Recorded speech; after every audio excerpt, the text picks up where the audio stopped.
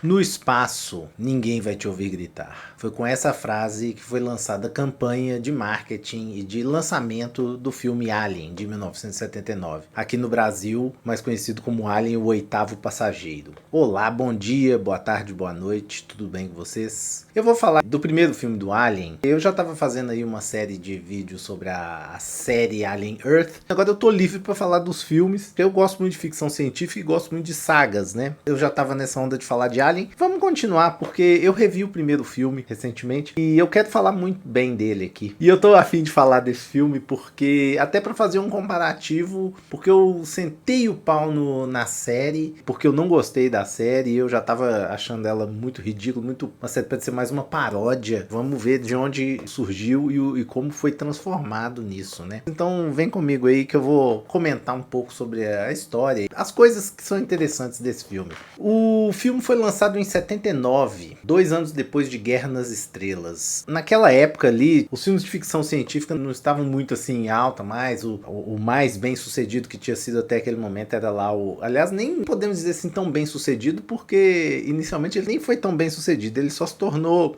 um filme cult, uma obra-prima, muito tempo depois. Mas não há como negar que ele é uma influência, que é o 2001, Odisseia no Espaço. No meu primeiro vídeo sobre Alien Earth eu até comento sobre isso, sobre as similaridades de 2001 com Alien. 2001 é de 68, e desde então tiveram outros filmes de ficção científica, assim, mas muito esporádicos, ou que não se aprofundavam tanto, ou que não trazia tanta bilheteria ou tanto dinheiro. E aí em 77 foi lançado Star Wars, que foi um filme que quebrou barreiras, quebrou paradigmas em Hollywood. Um dia eu vou falar sobre Star Wars, que eu sou muito fã. E foi um filme que a Fox lançou. E aí isso abriu um pouco as portas. Tanto é que em 79 nós tivemos 2 lançamentos de filmes, que foi o primeiro filme do Jornada nas Estrelas, que também saiu em 79. E eu assisti recentemente, e é engraçado porque eu acho esses 2 filmes muito... Apesar deles terem vindo logo depois de Star Wars, que era um filme assim mais pra fantasia, era um filme espacial com muita ação, muita dinâmica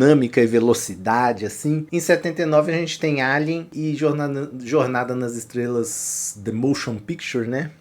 O filme, que são filmes mais lentos, mais parados, e que eles pegam muito mais da ideia de exploração espacial e da ficção científica que foi apresentada em 2001. O que eu for falar de Jornada das Estrelas fica para um outro vídeo. E aí o filme começa, inclusive, com aquele letreiro, tipo, mostrando uma imagem espacial, com aqueles letreiros apresentando, produzido por... O filme foi financiado pela Fox, obviamente, devido ao sucesso de Star Wars. Pô, vamos fazer mais um filme de espaço. Mas de terror, né? Era um filme de terror, de monstro do espaço. Tanto é que o filme era originalmente feito para ser um filme B. Enfim, então vai passando os letreiros, vai mostrando aquele fundo, os planetas. Esse filme ele tem poucos assim efeitos especiais externos de espaço. Parece até uma coisa assim mais primitiva do que o Star Wars, que saiu 2 anos antes. É muito mais ilustrativo. Me lembra muito até o que eles fizeram em Solaris, que era um filme espacial que não tem nada de espaço, né? Que foi feito, que era o filme rival de 2001. Aí mostra lá a introdução à nave, que é a Nostromo, que é um cargueiro rebocador que está puxando uma refinaria com 20 milhões de toneladas de minério. Essa refinaria é só um produto que está sendo trazido, como se fosse um rebocador, como todo mundo fala, é um caminhão trazendo uma carga para a Terra. Tem 7 passageiros. Eles são a famosa Ripley, interpretada pela Sigourney Weaver, que dispensa apresentações. Depois ela ficou famosa aí pelas continuações, por Avatar, Secretária de Futuro, fez vários filmes. Foi indicada ao Oscar, inclusive, de melhor atriz pelo segundo filme da série Alien. O Capitão Dallas, que é o chefe da missão, que é interpretado pelo Tom Skerritt, que fez Contato, que também é um filme de ficção científica, eu acho que vai entrar num tema aqui de eu fazer um vídeo também. E a Fat Koto, que fez um filme do James Bond, não sei qual, não sou muito versado em James Bond, mas eu sei que ele fez, é o que eu conheço que ele fez James Bond, e ele é o Parker, e a dupla dele, que é o Harry Dean Stanton, que fez Twin Peaks, é um ator que trabalhou com David Lynch, e que faz o Brett. Lambert, que é interpretado pela Veronica Cartwright, que fez a mulher do Homem do Cigarro, do Arquivo X, participou de Os Pássaros, do Hitchcock, fez... Qual que era tem um outro filme famoso de terror que ela fez, histórias também. Ela tá sempre ela era até talvez aquilo que uma personagem típica de filme de terror que aparece nesse filme, que dá essa a mulher indefesa que grita, né? Porque a Ripley é uma mulher que é a heroína do filme, né? No final do filme é o que se torna, né? Temos o Ash, que foi interpretado pelo Ian Holm, que fez o Bilbo Bolseiro na série, nos primeiros filmes do Senhor dos Anéis, né? E nós temos o Kane, que é interpretado pelo John Hurt, que fez o Indiana Jones e o Reino da Caveira de Cristal, eu não sei se é Brasil ou 1984, um filme desses distópicos, porque ele também fez V de Vingança, é um ator britânico muito famoso, e essa é a turminha que tá nesse filme, só pra você ter uma ideia, né? Dirigido pelo Ridley Scott. E o filme começa então com esse letreiro, mostra ali que são 7 e começa apresentando esses personagens. E aí você já vê a caracterização da nave, né? Porque tem aquela coisa assim de Star Wars lançou aquele negócio, ideia do futuro sujo, Millennium Falcon, aquela nave toda caindo aos pedaços, toda remendada. E a Nostromo, ela é um caminhão, um cargueiro, que é uma nave já com muito tempo de uso, já cheio de uns defeitos, assim, não é uma Enterprise do Jornada nas Estrelas, é uma nave limpinha, aquele futuro limpinho. E Star Wars lançou essa ideia do futuro usado, né, que é aquelas naves sujas, toda remendada, e a Nostromo, ela é assim, e você vê que eles são uns caras muito avacalhados, eles são cheio de bugiganga na nave. Tanto é que a primeira tomada mostra a câmera chegando no corredor, mostrando lá onde que tá o sono criogênico, vai abrindo. Quando vai chegando tem uns paletó, tem umas roupinhas penduradas, umas camisas penduradas no corredor, no meio do corredor do lado de fora. Parece como se eles não tivessem quarto ou aposentos para guardar as coisas. É tipo uma coisa meio um submarino, mas mais espaçoso, assim, com umas salas para amenidades, tipo uma cozinha, meio que uma kitnet, assim, né? E aí eles dormem lá nesse cantinho. Tem lá enfermaria, onde que tem lá depois a gente vê o Ash tratando do Kane lá. Essa construção de detalhes, isso aí é pegado muito também do 2001, aquela coisa assim, o cenário conta uma história, né? A nave, eles estão vindo dormindo e ela intercepta uma transmissão eles não sabem o que é, né? Tipo uma transmissão, e a nave para e acorda eles, né? Eles acordam achando que estão chegando na Terra, eles começam a discutir, finalmente chegar na Terra, comer bem agora, comer comida boa, não comer essa porcaria aqui do espaço.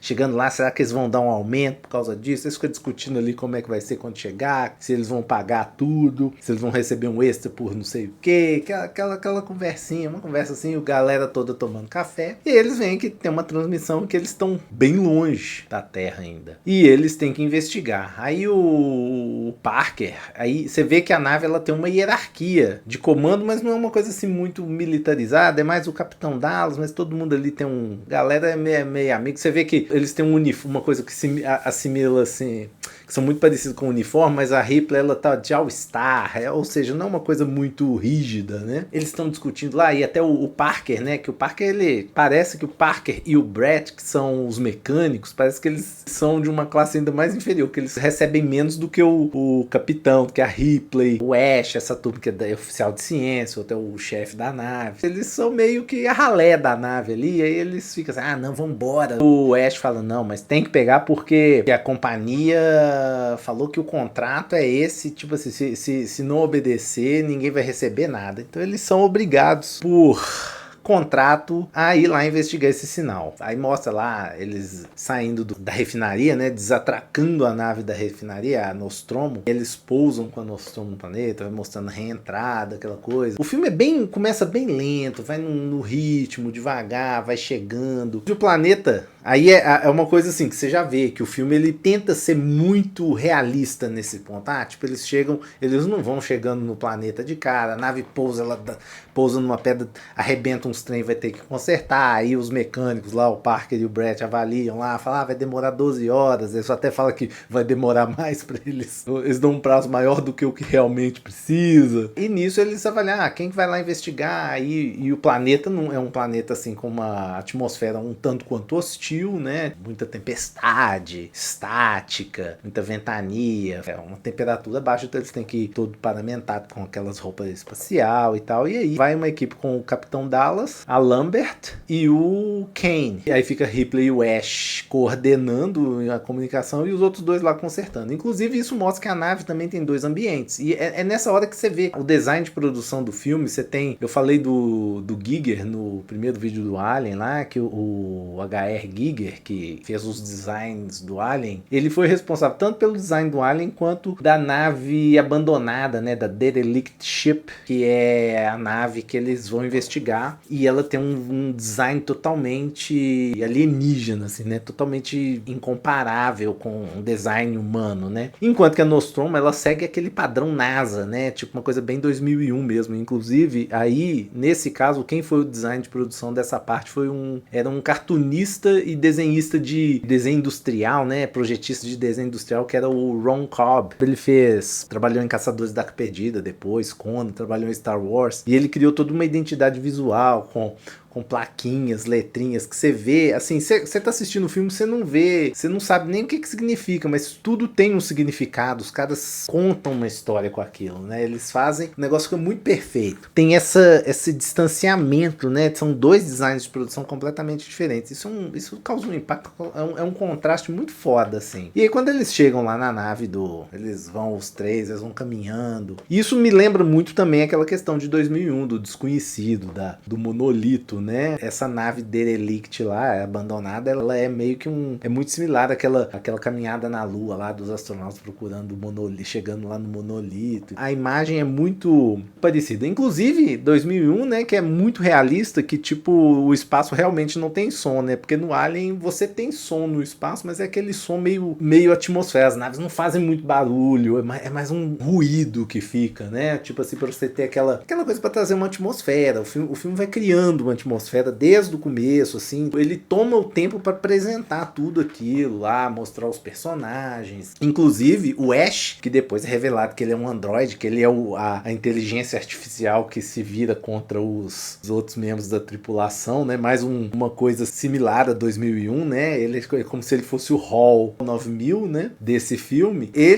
É que tem muito essa coisa assim, depois todo mundo fala, nossa, até no Alien Earth, que tinha um Morrow lá, que ele era um ciborgue, ou seja, ele era um humano, e fala, nossa, ele é muito frio, parece que ele é um androide. Tipo assim, todo mundo tem essa ideia de que um androide é um ser que é frio. Mas, cara, o Ash, no começo, ele faz piada, ele ri, ele conta, tem até uma hora que quando eles estão lá, os 3 estão lá fora, já no planeta andando, aí ele tá da janela, ele dá um tchauzinho e ri, faz assim. Porra, o Ash parece ser um cara massa. Tipo, você nem desconfia no começo que ele é um ser que depois vai se tornar o vilão, né? E aí nisso, eles vão investigando, chega lá dentro, aí eles entram na nave, e aí tem todo aquele design do Giger, né? E é ali que eles veem uma estrutura fossilizada do engenheiro. Hoje a gente chama de engenheiro porque a gente já viu Prometeu, sabe que é um engenheiro. O nome era até o Space Jockey, né? O jockey do espaço. E era como se fosse um astronauta, que ele tá fossilizado, gigante, ele é enorme, né? E ele já tá com o peito estourado, ou seja, dali deve ter saído um chest buster. É uma nave que deve ter sido atacada. É uma nave que devia estar transportando os ovos dos aliens, caiu ali e matou toda a tripulação, se é que tinha uma tripulação grande. Aliás, essa questão é que a Nostromo é uma nave gigante, você vê que é uma nave enorme, quando você vê eles descendo, você vê eles perto do pé da nave, do trem de pouso, né, a plataforma de pouso ali, você vê o tamanho deles com a referência, a nave é muito grande, são só 7, então é muito espaço na nave, assim, quando você fala assim que ninguém vai ouvir você gritar, é uma referência à ausência de som do espaço, mas é porque também não tem ninguém pra ouvir, né, o filme é muito isolado, você sente uma sensação de isolamento, assim. Eles vão lá, chega e vê lá o engenheiro, e aí nisso o Kane vê um buraco e resolve descer. Inclusive até um problema do Prometheus lá, que depois quando mostra o engenheiro, ele é muito humanoide, e quando você vê essa estrutura fossilizada, depois mostra lá no Prometheus que na verdade era uma roupa espacial que ele veste, mas ali parece que ele é um ser totalmente alienígena. Por isso que eu acho que Prometheus, o Ridley Scott meio que não foi tão ousado, sabe? Ele quis dar uma maneirada nas coisas, mas no dia que eu falar de Prometheus eu comento mais sobre isso. Chega lá o Kane, ele vê os ovos, e aí aquela questão da burrice, né? Da burrice dos caras. O Kane, ele não sabe o que é. Detalhe, eles não são cientistas, eles são um bando de caminhoneiro, é igual uns caras doidos aí que às vezes vê uma cobra no meio do caminho e fala, essa cobra não é venenosa, vai lá e toma ferro, né? Ou brinca com um bicho que ele não sabe se é perigoso. Isso aí existe. Mas o Kane, ele vai até sendo cauteloso. Inclusive, esse filme tem uma versão do diretor, que eu vou falar mais pro final, e na versão do diretor, mostra que o Kane Kane, antes dele olhar pro ovo, ele tira tipo uma pistola, tira uma arma, tipo assim, ele meio que se prepara, que não adianta muita coisa. E essa cena não tem na versão original que saiu no cinema, né? A theatrical. Vai ver no ovo, ele vai falando, parece um ovo, tem uma névoa, uma camada de névoa, e aí nisso ele fica lá olhando, ele vê que tá vivo, tá mexendo, e o ovo abre e ataca ele. Detalhe, que ele tá com um capacete de proteção. É a primeira vez que isso acontece, e geralmente quando você vê em outros filmes, os caras conseguem segurar com a mão, ou tem uma proteção na cara que o facehugger não consegue prender, e nesse, ele tem aquele capacetão, o facehugger consegue atravessar, porque é dito que ele tem um sangue de ácido, e é como se ele conseguisse corroer o capacete mesmo, e foda-se, né? E corta. Aí mostra lá na nave eles discutindo, comentando, vendo, já tá pronta a nave aí, conversando com os mecânicos e tal. E nisso, o Capitão Dallas mandando, Ripley, abre a porta pra nós, o Kane tá aqui, aconteceu um negócio aí, ela vê o que aconteceu. Aí a Ripley fala, não, quem manda na nave agora sou eu sou o oficial de ranking maior, e eu tô dentro da nave, eu não vou deixar você entrar, nós temos que botar em quarentena, vocês não podem entrar, vocês estão com um organismo. A Ripley falou, não vou abrir, e tipo assim, a Ripley tava num outro setor, e o Ash tava lá do lado da porta. O Ash abre, aí você imagina assim, que o Ash ficou com dó dos caras, o Ash quer que traga, né? O Ash fala, eu abri a porta. Aí ela fica puta, ela xinga, e outra cena cortada, né, que tá no filme do cena do diretor, que a Lambert, quando ela entra, ela vai, depois quando ela encontra com a Ripley, ela dá um tapão na cara da Ripley. Essa cena não tinha no original. Aí eles colocam ele lá na enfermaria, corta o capacete fora e abre, e tá lá o facehugger na cara. O filme toma tempo pra mostrar, o facehugger fica um tempo na cara, não é instantâneo depois igual nos outros filmes, né? Isso é uma coisa assim que acontece muito quando é um primeiro filme ou um primeiro episódio piloto da série, que as coisas ainda, os atores ainda não sabem o que eles estão interpretando, então eles ainda não chegaram assim no tom que vai ser a série ou os outros filmes ou o que vem adiante. Então no começo sempre tem assim uma coisa assim, que ainda é tudo novo, então eles não precisam se preocupar com o canon, eles estão inventando o canon ali. Tanto é que eu vi recentemente o Link fez um vídeo sobre a trilogia original de Star Wars e ele meteu o pau, e eu adorei, e tipo assim, ele faz uma crítica, ele zoa com os fãs. Eu achei o vídeo dele excelente, sensacional, concordo com muitas das constatações, só que assim, eu acho que as coisas que ele fala assim, que às vezes são ridículas, são coisas que eu concordei. Mas uma das coisas que ele falou lá é que, tipo assim, o Darth Vader no primeiro filme ele é um capanga, depois é que no outro filme que o Darth Vader é um cara que manda em tudo, que é mal, que enforca as pessoas a esmo, que distratam ele. No primeiro filme ele é super domado e obediente, é bem diferente a característica. E isso acontece em muitos filmes. Terminador do Futuro, depois mostra ele como um ser implacável, que nada impede. Se você assiste o primeiro filme do Exterminador do Futuro, tem uma cena lá que o Exterminador do Futuro bate o carro e a Sarah Connor e o Kyle Reese são pegos pela polícia. Aí eles olham assim, o Exterminador sumiu. Geralmente, se fosse os filmes mais novos, aquele Exterminador ia sair do carro todo regaçado e ainda ia vir pra se matar a polícia toda. Não, nesse filme o Exterminador some porque ele vai pro hotel pra poder se consertar, tirar o olho, tudo mais sutil, meio como se fosse um suspense. O Exterminador some, ele não é tão implacável assim. Fica pro vídeo do Exterminador. Mas aí acontece essas coisas. E no filme do Alien, a gente ainda não sabe. Depois é que eles mostram lá que tem rainha, que eles expandem os conceitos desse filme. Chega lá, aí eles vão tentar remover do Kane esse facehugger. Aí ele puxa a perninha, aí ele começa a apertar o pescoço. Aí vou fazer uma incisão aqui. Aí sai, pinga aquele ácido ali, já sai furando. Aí você, nossa senhora, fudeu, vai atravessar. Porque um ácido, eles até falam que é um ácido molecular altamente corrosivo. É aí que eles chegam à constatação, puta merda, é um filho da puta durão esse ser aí. Mecanismos de defesa excelente. Ninguém ousaria atacar porque um sangue de ácido, se espirrar, vai ferir a pessoa que tá atacando, né? Enfim, aí eles vão e deixam, eles fazem uma análise lá, tá mantendo ele vivo. O Parker fala, vamos congelar ele, vambora daqui. Chega lá, a gente trata. E eles ficam sem saber o que fazer. E o Ash, que é o médico, ele fica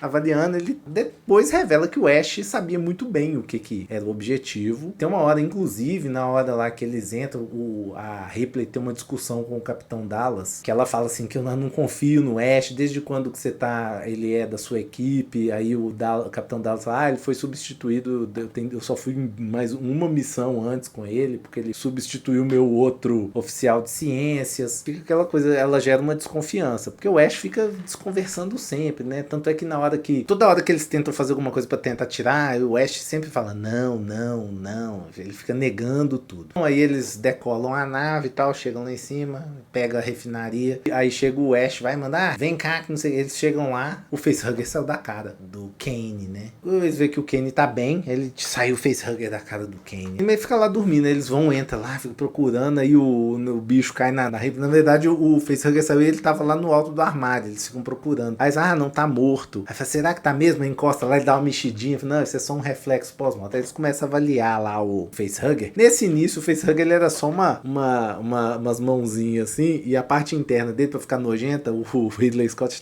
comprou um monte de víscera, de ostra, e montou ali, tipo, na verdade ele é tipo um pratinho de comida, de carne crua, assim, né? E aí ele fica aquela coisa meio nojenta, assim. Porque depois eles fizeram um design da boca, que aí parece até uma buceta, assim, aberta, né? Tipo, que sai um tubo de dentro pra estuprar a pessoa, porque na verdade é isso, né?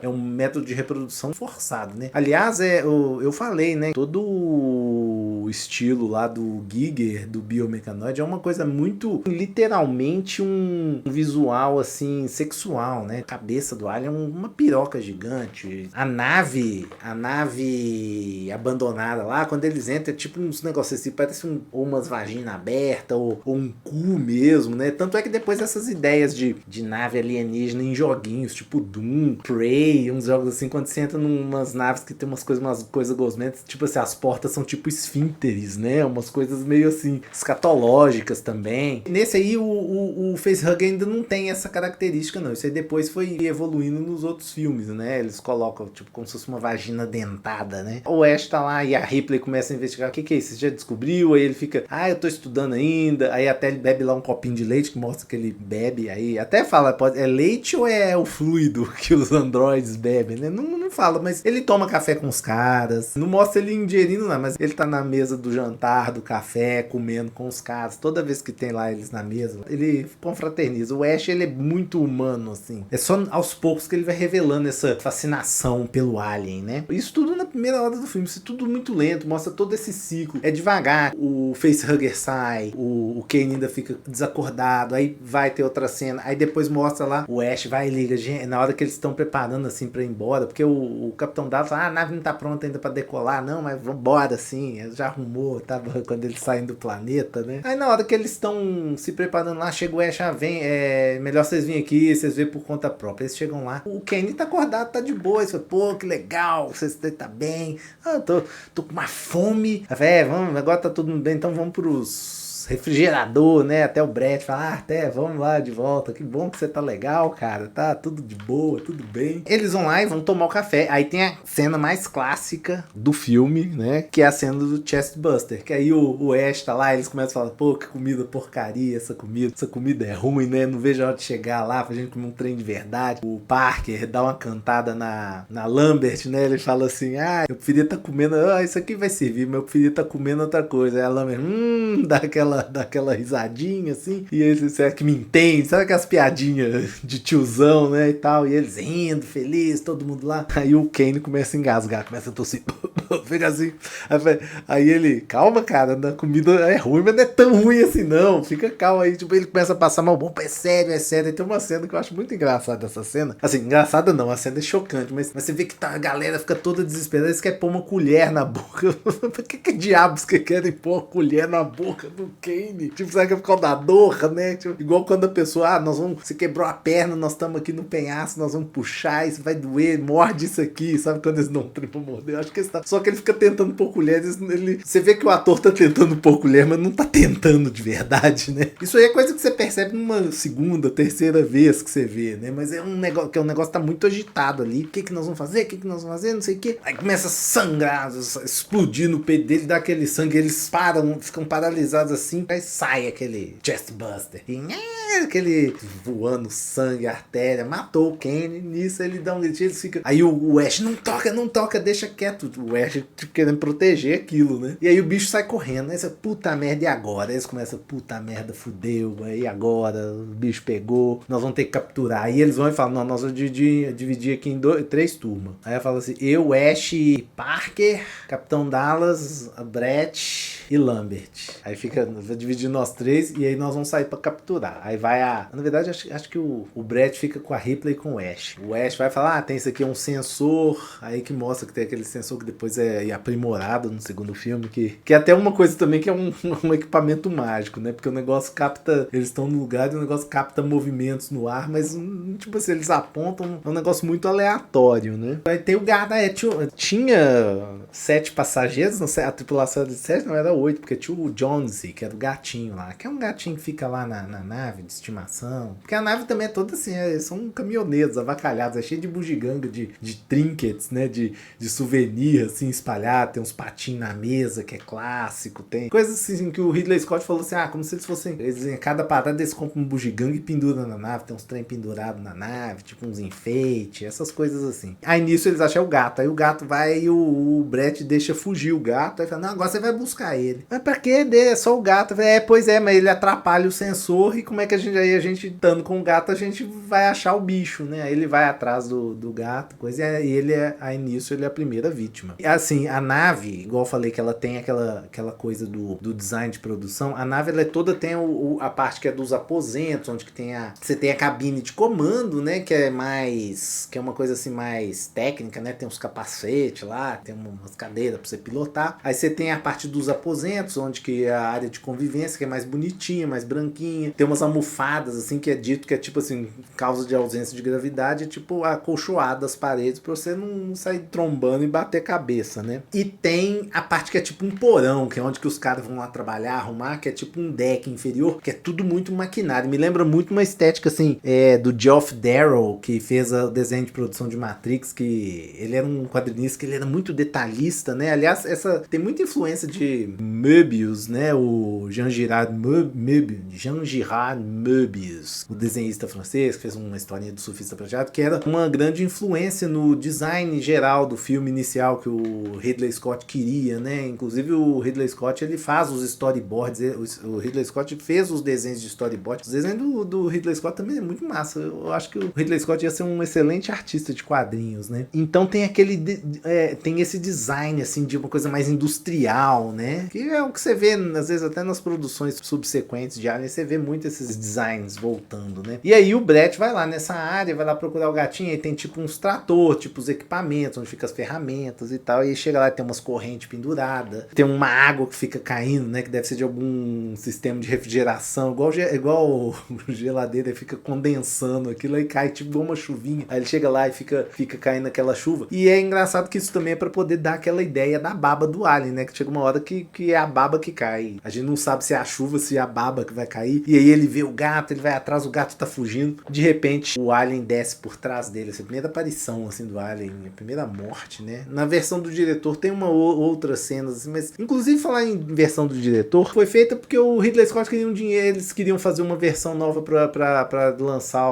no aniversário, com DVD, né? Coisa que todos os filmes da quadrilogia, né, original, cada um tem uma versão do cinema e a versão do diretor. E aí o Ridley Scott, ele simplesmente fez uma versão do diretor que ele adicionou algumas cenas, mas aí pro filme não ficar muito longo, ele cortou algumas coisas que ele achava que era meio gordura, assim, que melhorava, assim, o ritmo, melhorava não, ele acelerava um pouco o ritmo da primeira parte do filme. Depois eu vou comentar aqui o que é de importante que tirou e que adicionou. Aí vai e mata o Brett. Aí mata o Brett, e o Alien chega assim, e tá, sai aquela boquinha interna lá e estoura a cabeça dele, é a primeira vítima. Aí ele chega lá e morreu, que não sei o que, e agora? Nossa, nós temos que matar esse bicho, nós temos que... Aí o Capitão Dallas fala, então nós vamos fazer o seguinte, ele tá se movendo pelos dutos de ar, a gente vai cercando, vai levar ele lá pro airlock, né, que é tipo a escotilha que vai pra fora, e lá a gente ejeta ele pro espaço e foda-se, né. O Ash vai concordando, mas o Ash já tá meio assim, ele não sabota nada, mas ele fica assim, é possível, talvez, ele se adaptou bem à nossa atmosfera, ele é muito resistente, talvez ele tenha medo do fogo. Aí nisso eles têm um lança-chamas, eles têm poucas armas, né, eles têm um lança-chamas lá, eles tinham uma redinha, eles queriam pegar, só que o bicho já cresceu, né, tanto é que o Brett, quando ele vê só a casca de troca de pele do Chestbuster pra Alien, você não vê o desenvolvimento, mas é rápido, né, já é um Alien grandão adulto. Então já morreu o Ken, já morreu o Brett. Aí vai o Capitão Dallas, entra lá nos tubos, e aí eles ficam por fora fora vendo o movimento. Ó, parece que tá indo na sua direção, não sei o que, fica aí, tá aí perto de você. Eles ficam dando aquele desespero. Ai, meu Deus, tá chegando. Ai, meu Deus, não sei. Ai. E aí a Ripley lá aguardando na escotilha lá pra ver quando o alien chegasse lá, ela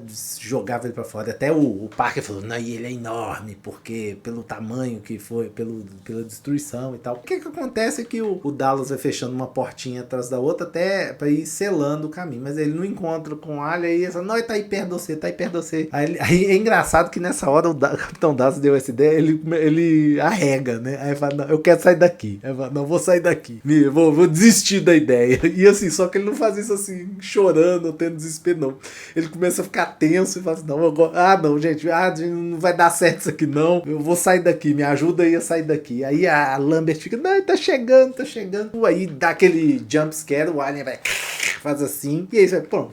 Mais um embora. Então fica Lambert, Ash, Ripley e Parker. E aí o Parker, eu vou matar, não sei o que. Aí a Ripley, agora eu que sou a chefe da nave, porque morreu o capitão, eu tenho acesso à Maria. Eu falei, Ash, me conta aí, você até agora não fez nada. O que a gente pode fazer? Porque o Parker, nós vamos matar essa criatura. Eu não quero nem saber, nós vamos dar um jeito, eu vou matar. Nós temos que dar um jeito de matar, eu vou enfrentar. Aí eles bolam um plano, nós ainda vamos tentar fazer isso, vamos colocar ele lá e depois vai todo mundo, a gente vai tirar no palitinho, porque a nave, eles têm um bote salva-vidas, né, que é uma navezinha que chama Narcissus, né, só que ela não tem espaço pra todo mundo, né, ela só que já morreu um tanto, aí só tem espaço pra 3 lá, pra 2 ou pra 3, a gente tira no palitinho. Não, aí o Parker, não, nós vamos matar e aí vai todo mundo embora de boa. E aí, Ash, agora me fala aí, por que você tá defendendo? Ela começa a desconfiar e ela fala, agora eu vou lá na mãe e vou perguntar. Vou lá perguntar, porque agora eu tenho acesso à mãe. Aí a Ripley vai lá fazer as perguntas pra mãe e ela descobre que a mãe é uma inteligência artificial que controla a nave, né? E aí ela fala assim que a prioridade é trazer o espécime vivo e a tripulação é descartável. Pode morrer todo mundo. E aí o Ash vai estar sentado do lado dela, assim, que mostra, puta merda, o cara, o vilão, né? O Batman. Aí apareceu o Batman do lado ali, ela não tava nem vendo. Aí ela começa. É engraçado que nessa cena tem aquela. Tem uma hora que mostra um capacete quando a nave tá sendo acionada no início do filme. O capacete reflete a tela, né? Tipo, vem uma imagem do que tá na tela no reflexo de um capacete que tá em cima, assim, de um painel. E aí, na hora que a Ripley tá olhando a mãe, aparece um reflexo, aparece uma projeção dos escritos da tela na cara dela. Isso é uma coisa que vem. Eu não sei se é só de 2001 tinha isso. E o Ridley, ele gostava muito de 2001. Ele tava muito indo para aquele lado, né? E aí tem essa coisa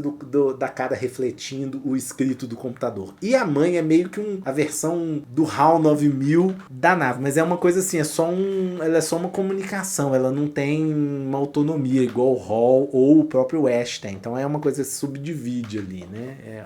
A mãe é tipo um controle da nave. Aí ela descobre a verdade. E aí nessa cena tem até uma hora lá que a Ripley começa a sair um sangue do nariz dela, que nunca tinha, não dava pra entender por que tava acontecendo aqui. Ela começa a xingar o Ash, ela vai e empurra o Ash bate a cabeça lá, aí começa a suar aquele sangue leitoso que revela que ele é um androide. Aí nisso, mais uma temática sexual do filme, ele vem e ataca a Ripley pra matar ela, e ele tenta sufocar ela, ele enrola uma revista assim, joga ela com toda a força ali no negócio e põe ela deitada lá, e ele começa a querer enfiar ele faz tipo um tubo e tenta sufocar ela, colocando na boca dela, assim, como se fosse também uma coisa fálica, estuprando ela, sendo forçado, goela abaixo dela. E nisso chega o Parker e a Lambert e salvam a Ripley, né? Mas é engraçado também nessa cena, é num lugar que tá cheio de revista de mulher pelada, pregada na parede, igual aquele cenário típico de borracharia, sabe? Então, tá tudo ali, aquelas coisas pregadas na parede, calendário, né? Calendário Pirelli. Dá uma porrada com o extintor de incêndio, arrebenta a cabeça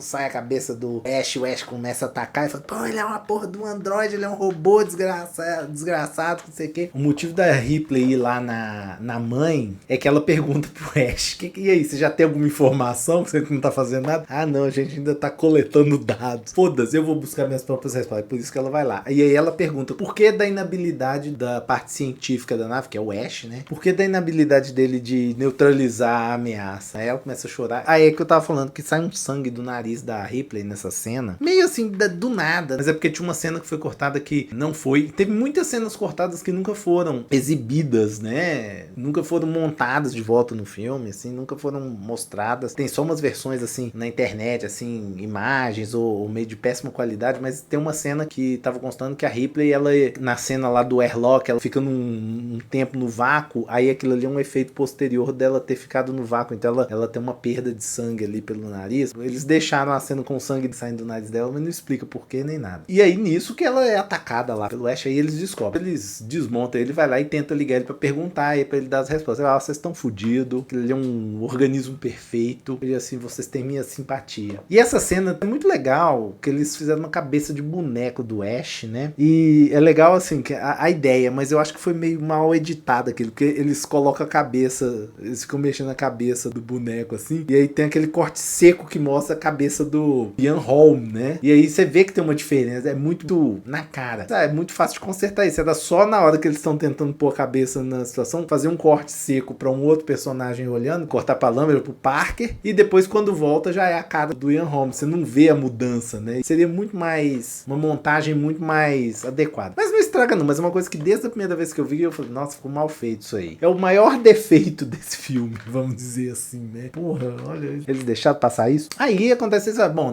nós somos só nós três agora, temos que dar um jeito. Aí a Ripley, não, vamos manter o plano, ó, nós vamos fazer o seguinte, nós vamos explodir a nave, agora só tinha os três, nós vamos tudo lá pra Narcissus, a gente e deixa o bicho aqui na nave e a gente explode a nave com ele. Então, enquanto eu vou lá ligar o sistema de autodestruição, vocês vão lá pegar o máximo que der de um refrigeramento lá que eles iam precisar para poder pôr pra poder fazer talvez funcionar o refrigeramento do sono. Não explica muito bem, mas eles precisam. E nisso vai o Parker e a Lambert lá. E nessa hora aí porque eles ainda não mostram, o Alien aparece muito de relance, de close, é um cara vestido, né? O Giger, ele era um artista e ele queria ele mesmo esculpir. Gerou um monte de briga nisso, porque ele fez o design, aí quem vai fazer um outro cara, que era um cara metido. Um dos caras que trabalhou no filme é o Carlo Rambaldi, ele mexia muito com animatrônica. Esse filme ganhou Oscar de efeitos especiais, inclusive o Carlo Rambaldi, ele é um cara, ele é um italiano que ele fazia efeitos especiais desde a década de 60. Inclusive ele fez o ET, de ET, né? Ele é um cara que teve uma vez que ele fez uma morte de um cachorro que foi parado no tribunal porque falaram que no filme eles maltrataram animais, aí ele teve que levar todas as peças de látex, os bonecos animatrônica dele pra mostrar que não, era tudo mentira. E ele também fez Conan o Destruidor, ele fez o Dagoth lá do filme. E o Alien é a parte animatrônica, a boca que eles têm, é coisa dele. Porque quem fez a roupa, quem construiu foi o Giger, isso por muita insistência, porque ele foi mandado embora, depois trouxeram ele de novo, porque ele falou, não, tem que fazer. Ele brigou muito pro facehugger, porque tinha um outro cara lá que achava que o facehugger tinha que ser de um jeito, e o Giger tinha que ser do jeito dele, deu uma confusão danada. Tem uns vídeos na internet, tem altos documentários falando sobre isso, mas enfim, o design é o mais parecido com o que o Giger fez. Aliás, o Giger depois tem um outro filme também muito famoso não, um filme até mais B, assim, que é aquele filme A Experiência, de Species, com a Natalia Henstridge, o Dr. Octopus do Homem-Aranha, que é o Alfred Molina, Forrest Whitaker. O design do alienígena, né, da Seal, é um design baseado nas criações do nosso querido aí, do Giger, né, que é um visual, que tem biomecanômico, é tubo, parece cano, é uma coisa biológica, mas com uma coisa meio máquina, assim, né, e tudo parecendo pinto, com buceta, com tubo entrando. Inclusive, eu tava falando da boquinha, eu vou falar porque essa boquinha interna, essa mandibulinha do alho, ela é super...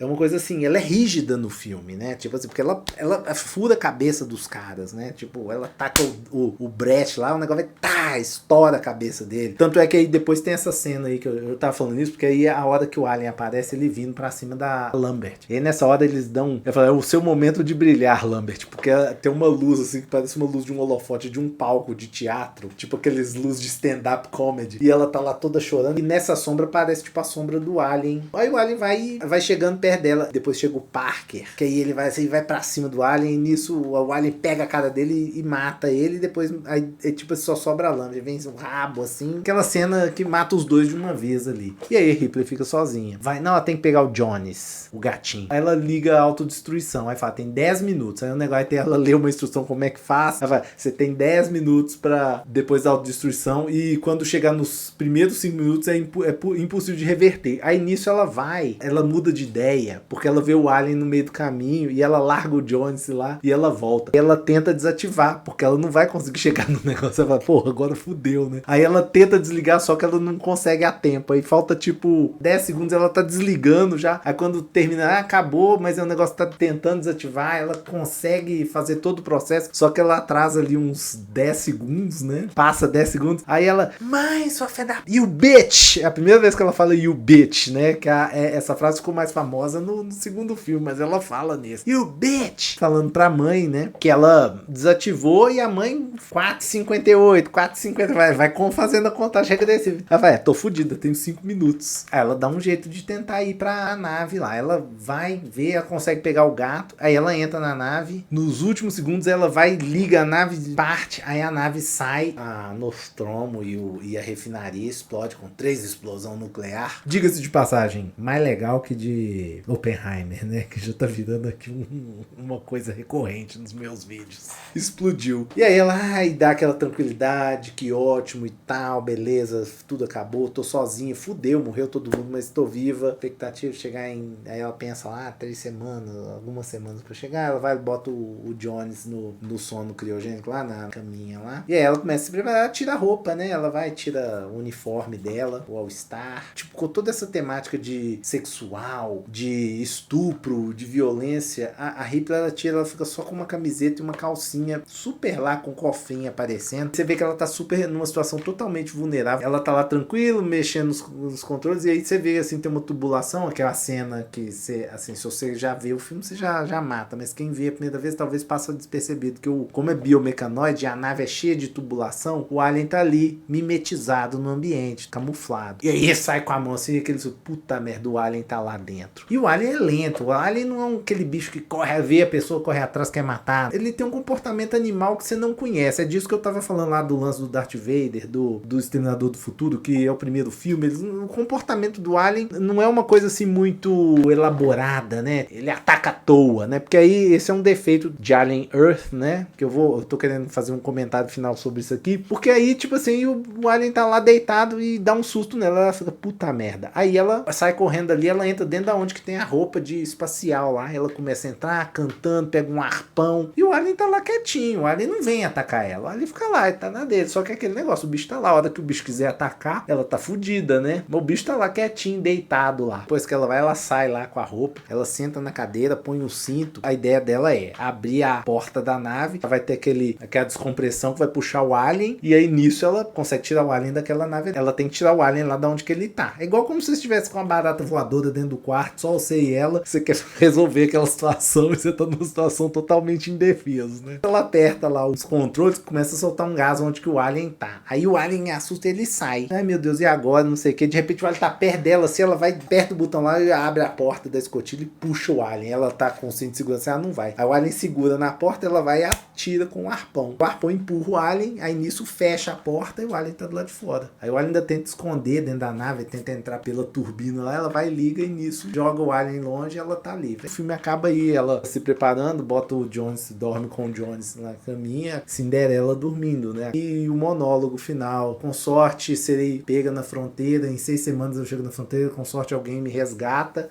Kane, Ash, Lambert, Parker, Brett e Capitão Dallas, todos estão mortos. Ripley, última sobrevivente da Nostromo, desligando. Entra, vem os créditos. Até uma coisa importante, a trilha sonora é muito sutil nesse filme, é do Jerry Goldsmith, um cara assim, muito famoso em Hollywood, mas ele não teve tanto prestígio que outros tiveram. O Jerry Goldsmith é desse cara, ele fez a trilha sonora de A Profecia, tem aquela música lá do Ave Satani, e ele fez também a trilha sonora do Jornada nas Estrelas do filme que eu falei lá no começo, que foi lançado junto na mesma época desse filme aí, no mesmo ano, né? No Jornada nas Estrelas ele fez uma trilha totalmente eufórica, né? Aquela coisa assim, fanfarra, né? Coisa assim, música tema, vinha muito uma coisa meio Star Wars, assim, né? E nesse filme ele faz uma trilha muito mais sutil, mas embora não foi ele que regeu a orquestra, né? Ele só fez a composição. Uma coisa assim que eu queria falar é porque esse comportamento do Alien, por que o Alien mata, né? Porque nesse primeiro filme o Alien é uma criatura insectoide, assim, e ele age muitas vezes assim, tem uma cena cortada, que é a cena mais importante da versão do diretor, que é uma cena inédita, que mostra o Brett dentro de um casulo, né? O Brett e o Capitão Dallas, o Brett já todo carcomido, e nessa época ainda não existia essa ideia de Alien rainha, mas na verdade eles estão virando um ovo, provavelmente eles virariam um Alien, né? Tipo, era o esquema de reprodução. No primeiro filme do Alien, o Alien pegava e transformava os humanos em Alien sem ter rainha nem nada, eles viravam ovo. Mas essa cena tá só na edição do diretor, e eles ficam lá no casulo, assim, o Capitão Dallas tá vivo ainda, ele tá lá sofrendo e fala, kill me mate, e a Ripley encontra e usa o lança-chamas. Aí depois que o James Cameron veio, e inclusive ele coloca essas cenas, né, inclusive até me lembra muito aquele jogo Duke Nukem 3D, que tinha os alienígenas capturavam as mulheres e elas falavam, kill me, até uma referência a essas coisas assim de seres capturados que estão sofrendo e pede pra morrer pra tirar do sofrimento, né, a pessoa derretendo, aquela coisa assim, né. Então, o primeiro filme do Alien já tinha essa ideia do Alien capturar seres humanos e não matá-los pra ser alimento. Até porque, tipo, ele não mata pra alimentar, né? Só por isso. Ele é igual inseto, igual formiga, que pega e leva pra armazenar. Eles têm colônia, né? É um animal de colônia, né? Tipo zangão, soldado. Você tem versões do Alien, você tem Alien rainha, que aí tem aquela, como se fosse uma colmeia, né? Como se fosse um cupinzeiro, né? Uma coisa assim. Existe uma motivação animal no Alien. Tanto é que no segundo filme tem a hora lá que os aliens eles atacam, mas eles estão tipo como se eles estivessem defendendo sua própria colônia ali, né? E aí eles capturam humanos, eles não chegam matando todos os humanos, não. E aí por isso que eu vejo a Alien Earth, o Alien vai lá e mata todo mundo, aí ele é domesticado, mata lá não sei quantos mil soldados, mata, por que quer matar? Porque é um bicho que mata, entendeu? É uma máquina é uma coisa sem racionalidade, não tem uma estrutura. E uma coisa assim que a gente vê é que esse primeiro filme era uma história, um conto de uma nave invadida por um organismo que mata, é um filme de terror, né? Um slasher movie. Porque teve um comentário aí que falou assim, se você não gostou dessa série que faz coisas novas, é só você assistir de novo o primeiro filme, que se não fizesse assim, o que? Repetir? Como se a ideia de Alien fosse só a ideia do primeiro filme. Tanto é que o segundo filme, ele muda totalmente a dinâmica, ele é um outro filme, é um filme em outro gênero, é um filme de ação, com vários aliens, muda toda a dinâmica, toda a lógica, é uma história de maternidade, né? Você fica pensando, agora voltando no momento, falar mal de Alien Earth, né? Por que a companhia quer capturar o Alien? Você acha que é pra domesticar? Isso é uma ideia colocada no Alien Ressurreição, mas nem é isso. Às vezes eles querem estudar o bicho pra ver, às vezes até pra poder ver por que o sangue de alien dele, se isso pode curar a doença, porque toda tecnologia, toda exploração, o ser humano é um ser que gosta de explorar o perigo. A gente lida com energia nuclear, e aí tem acidente tipo Chernobyl, mas isso não impede a gente de continuar explorando energia nuclear. É uma energia que pode tratar câncer, como pode causar destruição em massa, né? A tecnologia nuclear. Então, uma série nova de Alien tem várias coisas que podiam ser exploradas que não foram exploradas. Eu tava falando do Link, falando de Star Wars lá, ele comenta lá que Star Wars é uma fantasia e tal, e ele até fala que Andor explora uma coisa, porque tipo, quer que Star Wars aí entra num assunto de ter uma política. Star Wars você pode fazer uma série sobre política, você pode fazer série sobre fantasia, você pode fazer série sobre a tecnologia, você pode fazer séries focando no misticismo, em planetas, e essas coisas, sabe? Assim, você tem muitas coisas dentro de um universo. Então no Alien você poderia explorar o que eles querem com o Alien. Dá pra fazer coisa diferente sem imitar o primeiro filme. E essa série Alien Earth não consegue fazer isso. Ela faz uma paródia do primeiro filme. No final acaba sendo uma coisa confinada numa ilha. Ou seja, não explode nem a ideia de se estar na Terra. Mas enfim, basicamente isso. Então esse primeiro filme ele é sensacional porque ele abre essa porta. Depois aí você pode explorar de vários jeitos. Os jogos, você tem jogos jogos que explodam de um jeito, você tem os quadrinhos que eu não li, eu sei que existe, tem lá Alien versus Predador.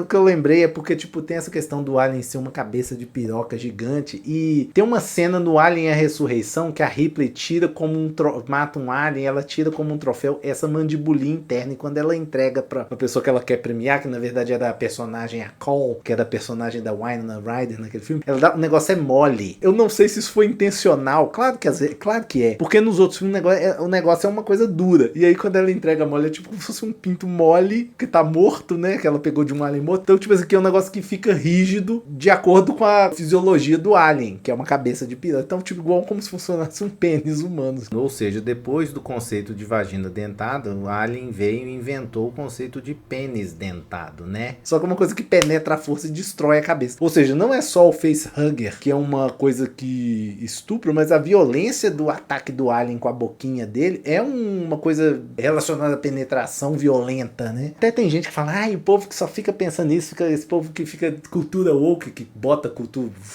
tudo culpa de cultura woke, que tem que falar que é coisa sexual. Eu lembro que quando saiu o Alien Romulus, os comentaristas, não dá pra poder falar de coisa sem ficar botando essas ideias. Os próprios autores do primeiro Alien falaram que era uma metáfora sobre isso. E o Ridley Scott falou, a primeira vítima vai ser um homem para poder se tornar uma coisa mais bizarra ainda, né? Uma coisa mais alienígena mesmo, uma coisa tipo, é um estupro de um ser humano masculino, né? É uma emasculação, é uma demasculinização, uma emasculação do homem, né? Tipo, a impotência de um homem da fraqueza.